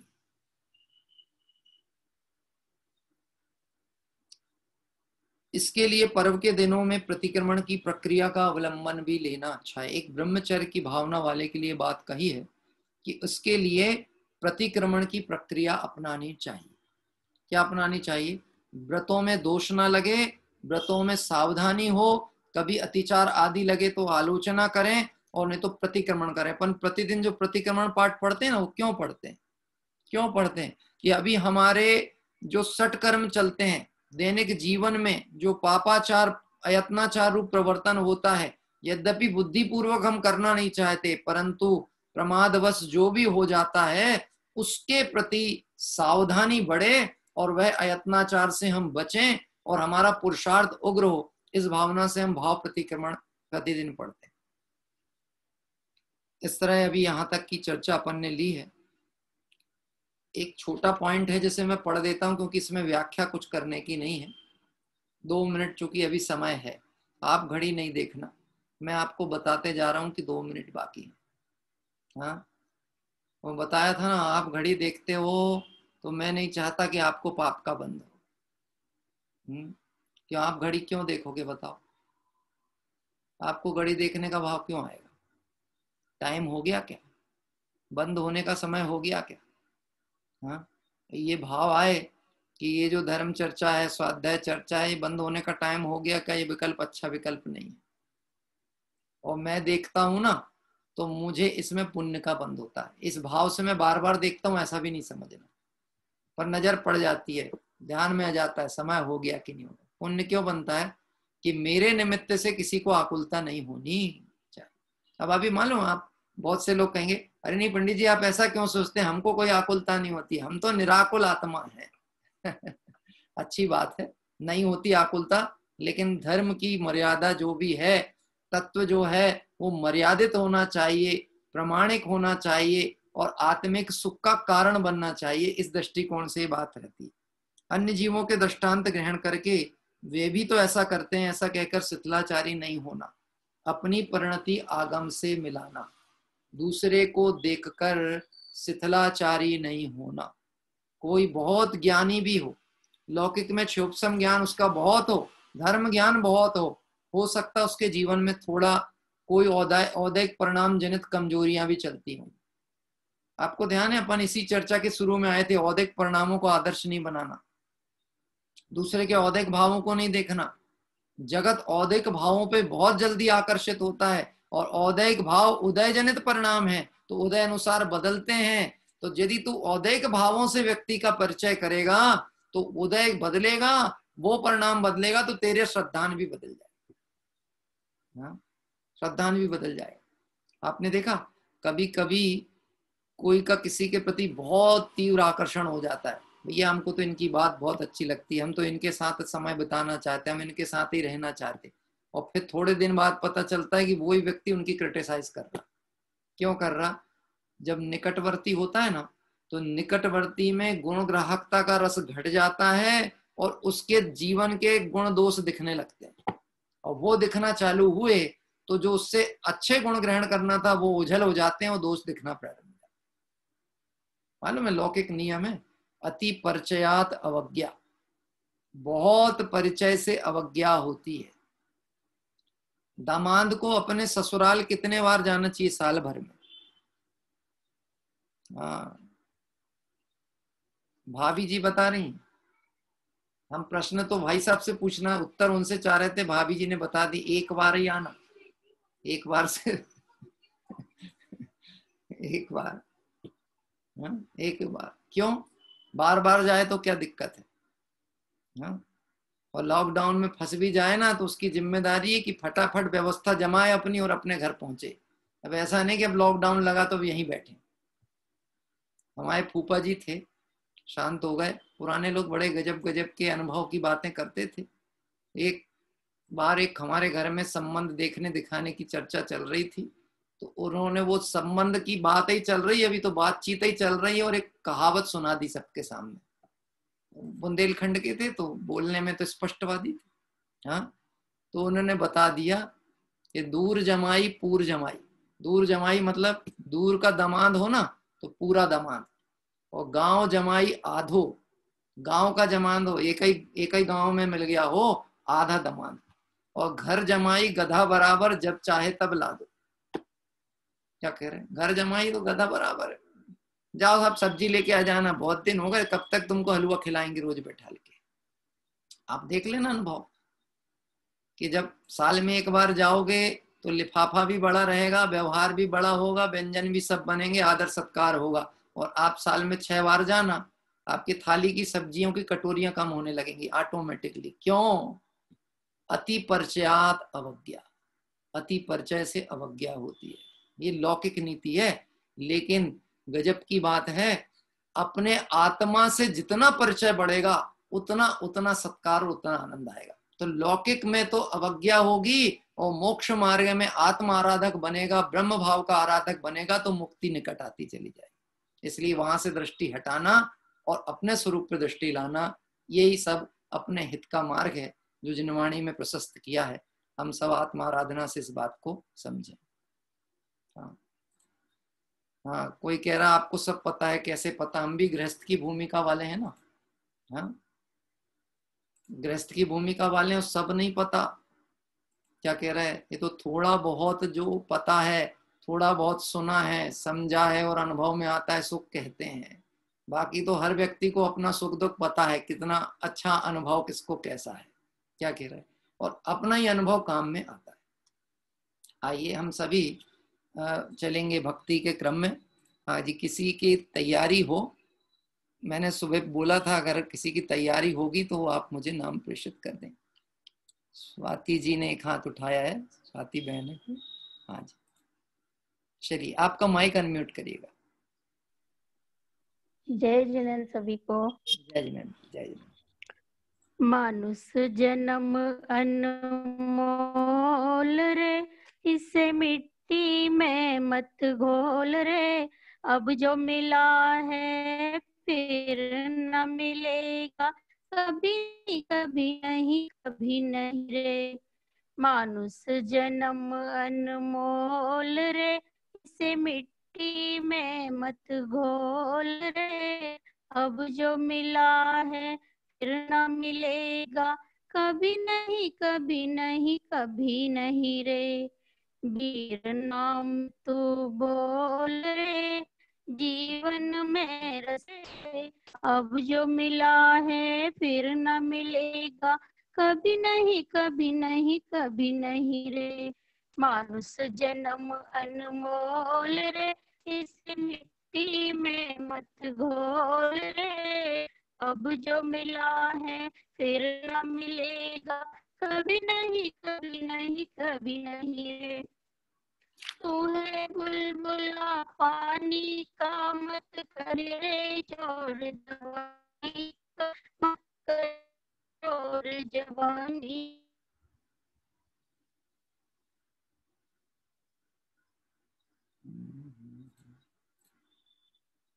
शायद नेटवर्क चला गया अचानक ही।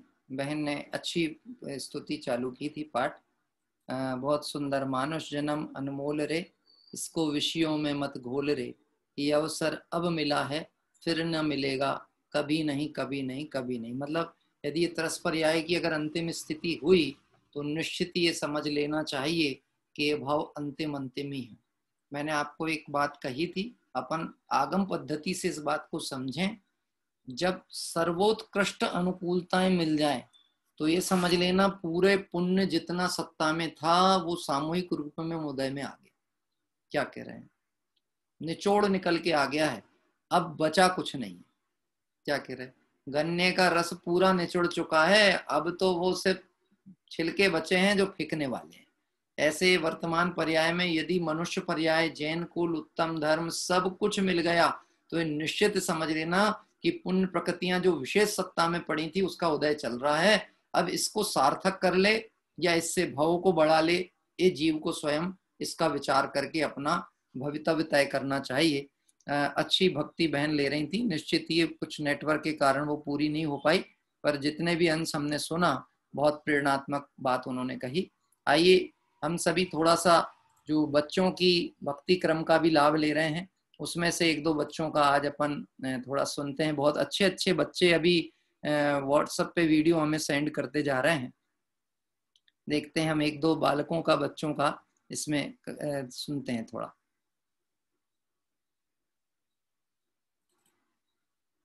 एक ये बालक हैं एकाग्र गोधा इनका नाम है, और ये 6 साल के हैं, इंदौर से। इसका भी हमें वीडियो प्राप्त हुआ है। मेरा नाम एकाग्र गोधा है। मैं 6 साल का हूँ। आचार्य उमा स्वामी की जय। मैं तत्वार सूत्र के प्रथम अध्याय का वाचन करने जा रहा हूँ। मोक्ष मार्ग से नेतारम भेतारम कर्म भूभृताम ज्ञातारम विश्व तत्वानाम वंदे तद्गुण लब्धये। सम्यक दर्शन ज्ञान चारित्राणि मोक्ष मार्गः तत्वार्थ श्रद्धानं सम्यक दर्शनम तन्निसर्गादधिगमाद्वा जीवा जीवाश्रव बंध सवर्ण निजरा मोक्षास्तत्वम् नाम स्थापना द्रव्य भाव तत्सन्यासः प्रमाण नैरधिगमः निर्देश स्वामित्व साधनाधिकरण स्थिति विधान्तः सत्संख्या शेत स्पर्शन कालांतर मति अवधि बना पर्याय केवलानि ज्ञानम माने आदि परोक्षम प्रत्यक्ष मन्ये ततोर विशेषादि दृश्योपलब्धेरुन्मत्वत् नैगम संग्रह व्यवहार ऋजुसूत्र शब्द संविरूढ़ं भूतानयः इति तत्वार्थादिग में मोक्ष शास्त्रे प्रथमो अध्यायः। जय जिनेन्द्र। बहुत सुंदर। ये 6 वर्ष का बालक है और प्रथम अध्याय पूरा उसने 2 मिनट 35 सेकेंड में उसका वांचन किया, और शब्द उच्चारण भी बहुत अच्छे थे। निश्चित ही छोटे बच्चों के द्वारा ऐसे प्रस्तुतिकरण को सुन करके हमें थोड़ा उत्साह भी अपना बनता है, और हमें थोड़ा अपने उपयोग को सावधान करने की भावनाएं भी जगती हैं कि हमें अपना तत्व अभ्यास, चिंतन, मनन, एकाग्रता बढ़ानी चाहिए। आइए एक और छोटा बालक है, पाठशाला का ही बालक है। ये अपने नजदीक में जो सिंगोड़ी है ग्राम, जहाँ पर से बहुत सारे लोग प्रतिदिन स्वाध्याय में भी जुड़ते हैं, पूजन में जुड़ते हैं, मंदिर भी आपने दर्शन किया था, उस वहाँ के ग्राम से बच्चा है।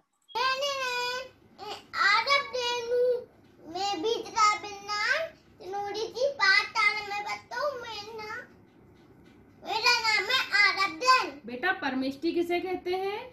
जो परम पद में स्थित होते हैं उन्हें परमेष्टि कहते हैं। परमेष्टि 5 होते हैं। अयम परमेष्टि, एक परमेष्टि, अता परमेष्टि, उपादाय परमेष्टि, तारु परमेष्टि। बेटा पाप किसे कहते हैं? बुरे काम को पाप कहते हैं। पाप 5 होते हैं। हिंता हिंता हिंता, दूर दूर दूर, थोड़ी थोड़ी थोड़ी, टूटी टूटी टूटी, पड़ी गई। बहुत सुंदर। ये छोटे बालकों की प्रस्तुति से निश्चित ही हमें उत्साह भी आता है, और थोड़े से जो नींद के झोंके होते हैं वह भी दूर हो जाते हैं। सोचो ये दूसरे बच्चे हैं, अभी हमारा इनसे सिर्फ एक ही है कि अच्छे हैं, मोक्ष मार्ग में बच्चे लगे रहें, ये भावना है। अपना बच्चा करे तो कितना फिर नींद आएगी? नींद का झोंका आएगा नहीं साहब, बहुत आनंद आता है। क्या था, ये पता लग जाए कि आज मेरे बालक का आखिरी में दिखाया जाने वाला है, तो पूरा स्वाध्याय में उपयोग कितना सावधान रहेगा। मैं आपसे कहता हूं वो राग की धारा है, वो राग की धारा चल रही है, हैं? अपने को ज्ञान धारा का आनंद लेना है। निश्चित ही स्वाध्याय तत्व चिंतन उस ज्ञान धारा का परिचय हमको कराता है। आइए भाव प्रतिक्रमण की ओर चलते हैं, और जिनवाणी स्थिति किसी को लेना हो तो मुझे अपना हाथ संकेत करें, तो मैं उन्हें आमंत्रित करूंगा। जी, आप लोग तो मुझे नाम प्रेषित कर दिया करें तो मेरे को आसान रहेगा, मैं बुला भी सकूंगा आपको आराम से। आइए हम पहले भाव प्रतिक्रमण करते हैं। हे अरहंत प्रभु, मुझसे मन वचन काय द्वारा कृत कारित अनुमोदना द्वारा समरंभ समारंभ आरंभ द्वारा क्रोध मान माया लोभ द्वारा प्रमाद इत्यादि विभावों द्वारा इस भव में या पूर्व भव में सच्चे देवशास्त्र गुरु की अभिनय हुई हो, व्रतों में अतिक्रम व्यतिक्रम अतिचार अनाचार दोष लगाया हो, एक इंद्रिय से लेकर पंचेंद्रिय तक किसी भी जीव की हिंसा हुई हो, विराधना हुई हो, दिन या रात में लगाए सर्व दोषों का पश्चाताप व्यक्त करता हूं, क्षमा मांगता हूं। वह मेरे सभी दोष मिथ्या हों, मैं मुझ में रहूं, इस प्रकार मैं इन सभी दोषों का प्रायश्चित करता हूं। ओम नमः सिद्धेभ्यः।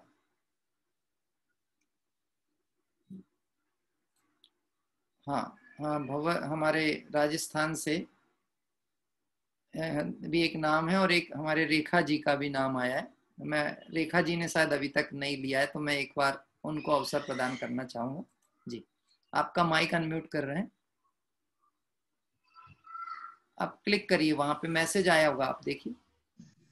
हाँ जी। जय जिनेंद्र। जय जिनेंद्र। आप कहाँ? आवाज आ रही? उदयपुर से? दादर नहीं, दादर मुंबई से। अच्छा, दादर मुंबई। जी हाँ, प्रारंभ करेंगे, आवाज क्लियर आती है। हाँ। परम उपकारी जिनवाणी सहज ज्ञायक बताया है, हुआ निर्बार अंतर में परम आनंद छाया है। अहो परिपूर्ण ज्ञातारो प्रभु अक्षय विभयमय हूँ, सहज ही तृप्त निज में, न बाहर कुछ सुहाया है। उलझ कर दुर्विकल्पों में बीज दुख के रहा बोता, ज्ञान आनंदमय अमृत धर्म माता पिलाया है। नहीं अब लोक की चिंता, नहीं कर मोह का भय किंचित, ध्येय निष्काम ध्रुव ज्ञायक अहो दृष्टि में आया। में शांति तत्व अनेकांतमय जाना, सार वितरागता पाकर शीस सविनय नवाया है। परम उपकार जिनवाणी सहज ज्ञायक बताया है। जय जिनेंद्र। बहुत सुंदर। हमारे रेखा बहन जो कि मुंबई से थी, उनके द्वारा ये भक्ति ली गई। मुझे मैसेज भी आया, हमारे जो नरेश जी रानावत हैं, आप उनकी बहन हैं। अच्छी सुंदर भक्ति आपने ली। आदरणीय बड़े पंडित साहब की रचना है, परम उपकार माँ जिनवाणी सहज ज्ञायक बताया है। ऐसे कलिकाल सर्वज्ञ माँ जिनवाणी का उपकार मानते हुए आइए हम सभी अभी कायोत्सर्ग करेंगे। उसके पूर्व में कल हम जिस अक्षय क्षेत्र की वंदना के लिए पहुंच रहे हैं वह क्षेत्र है श्री व्यावल जी अक्षय क्षेत्र। यद्यपि मैंने देखा कई बार ऐसा होता है, आपने और हमने देखा होगा कि ऐसे प्रसंग आते हैं कि जब कोई प्रसिद्ध क्षेत्र की बात आती है तो लोगों को बहुत उत्साह होता है। ऐसा भी लोग पूछते हैं कि पंडित जी हमको आमंत्रण करता में नाम देना, आप पहले क्षेत्र बताएं कहाँ पर जाएंगे। मैंने कहा वो कुछ भी हो सकता है, ऐसा क्षेत्र सिद्ध क्षेत्र हो सकता है, वीतरागी भगवंतों के दर्शन हो सकते हैं। यद्यपि बहुत सारे लोग तो सहज स्वीकार करते हैं, लेकिन आपने देखा हो, मैंने ऐसा सर्च किया कि जैसे हमारी तीर्थ यात्राओं के YouTube चैनल पे जो पूजाएं वगैरह रहती हैं, जैसे US, कनाडा, दुबई ऐसा कुछ लिखा रहता है तो व्यूअर्स की संख्या बढ़ जाती है ऑटोमेटिकली। ऐसा लगता है कि शायद वहां पे कुछ विशेष होगा। दुबई के समय में ऐसा हुआ था कि दुबई की यात्रा के टाइम में लोगों को लगा दुबई में शायद कुछ और भी देखने को मिलेगा। पता चला कि वहां तो एक छोटा सा मंदिर है, छोटी सी प्रतिमा है। बाद में कहते इसमें क्या, इससे बड़े बड़े मंदिर तो हमारे देश में है। तो आप तो ये समझ लो सिर्फ वीतरागता की भावना रख के अपने को आराधना करनी। कल ये जो क्षेत्र है, ये क्षेत्र बुंदेलखंड में दतिया जिले के पास में है, लेकिन आपको आश्चर्य होगा जिस जगह पे ये क्षेत्र है वहां एक भी जैन परिवार नहीं रहता इस क्षेत्र में। और कल जब आप इसके मंदिर देखोगे तो हमें ऐसा कल्पना आएगी कि हम इतनी बार कई बार सोनागिर गए होंगे कितने ही लोग, लेकिन इस क्षेत्र पे आज तक लोग पहुंचे नहीं। इतना सुंदर क्षेत्र है। आदिनाथ भगवान, आज जो हमने शांतिनाथ, कुंतुनाथ, अरतनाथ भगवान के दर्शन किए, ऐसे 1000 वर्ष प्राचीन खड्गासन प्रतिमाएं, साथ साथ भौरे में 30-35 फीट नीचे आदिनाथ भगवान की मूल प्रतिमा, और एक पर्वत था जो कि कहना चाहिए भूमि तल तक आ गया था। वह पर्वत, उसी पर्वत को बना करके उसमें प्रतिमाएं उत्कीर्ण की गई, बाद में मंदिर बनाया गया। यद्यपि अभी उस क्षेत्र का थोड़ा विकास दिखता है, पर आश्चर्य की बात है कि वहां जैन का एक भी परिवार नहीं। तो निश्चित ही जब कभी आप सोनागिर आदि की वंदना को जाएं, तो वहां से 30-35 किलोमीटर ये क्षेत्र है। क्योंकि हमें खुद इसलिए आश्चर्य होता है कि हम मध्य प्रदेश में रहने वाले हैं, सोनागिर लगभग 5-7 बार जा चुके होंगे, लेकिन आज तक इस क्षेत्र पर नहीं पहुंच पाए थे। आप सबकी और अपनी मंगल भावनाएं हैं तो हमें अनेक क्षेत्रों का परिचय प्राप्त हो रहा है। कल ब्यावल अक्षय क्षेत्र की मंगल तीर्थ वंदना हम सब करेंगे। आइए जिनवाणी माँ का पठन हमने अभी यहाँ पे वांचन किया, स्तुति वांचन कायोत्सर्ग नमोकार मंत्र के द्वारा कायोत्सर्ग करते हैं। नमो अरिहंताणम नमो सिद्धाणम नमो आयरियाणम नमो वच्छायाणम नमो लोय सवसाहूणम नमो अरिहंताणम नमो सिद्धाणम नमो आयरियाणम नमो वच्छायाणम नमो लोय सवसाहूणम नमो अरिहंताणम नमो सिद्धाणम नमो आयरियाणम नमो वच्छायाणम नमो लोय सवसाहूणम। जय बोले द्वादशांगमय जिनवाणी माता की जय हो। वीतरागी देव शास्त्र गुरु भगवान की जय हो। अनंतानंद सिद्ध परमेष्टि भगवंतों की जय हो। एक भाई ने अपनी चर्चा के दौरान एक प्रश्न भेजा था, शायद संतोष जी ढोलिया हैं, उन्होंने वो जो एक मैंने बीच में बात की थी ना अतिचार की, तो एक प्रश्न उनका था, छोटा सा प्रश्न इसलिए समाधान करना चाहते हैं। हमारा रात्रि भोजन का त्याग है, पर रात में 1 गिलास दूध पिए तो क्या दोष आता है? 4 प्रकार के आहार के त्याग की बात आई थी, तो अपनी शक्ति अनुसार तो जिसके रात्रि भोजन त्याग है उसको सर्व त्याग होना चाहिए, पर किसी की कमजोरी वश नहीं हो पाता है तो इसके लिए कोई अपवाद मार्ग की व्यवस्था जैन दर्शन में नहीं है। यानी यदि कुछ भी ग्रहण करने में आता है तो वो रात्रि भोजन के अंतर्गत दोष ही माना जाता है। आप अपनी सामर्थ्य अनुसार, पहले तो जिसमें बहुत हिंसा होती है, जो सावध्य हिंसा सहित कार्य हैं, ऐसे पदार्थ हैं जिसके बनाने में, जिसके तैयार करने में बहुत हिंसा होती है, उसका तो प्रथम त्याग करें, और फिर जैसे जैसे आपकी दृढ़ता बनती जाए तो जो आगम पद्धति उन सबका ही त्याग हमें क्रम रूप में करते ही चलना चाहिए, ऐसा राजमार्ग का आज्ञा है। उस अनुसार हमको इस बात को समझना चाहिए। आइए हम सभी कल प्रातः काल अपने मंगल तीर्थ वंदना के लिए अक्षय क्षेत्र व्यावल की दर्शन करेंगे 7:25 पर। और इस क्षेत्र की वंदना के साथ आगामी दिवसों में भी जिन्हें अपने आमंत्रणकर्ता के भाव रखने हो, मुझे कुछ नाम आते जाते हैं, पर जिन्हें रखना हो पूर्व से सूचित करें। इसी मंगल भावना से कि ब्रह्म स्वरूप की हमारी आराधना सफल हो और हम सभी इस ब्रह्म तत्व का अवगाहन करते हुए शीघ्र मुक्ति श्री को प्राप्त करें, इस भावना से विराम लेते हैं। सभी सहधर्मियों को जय जय।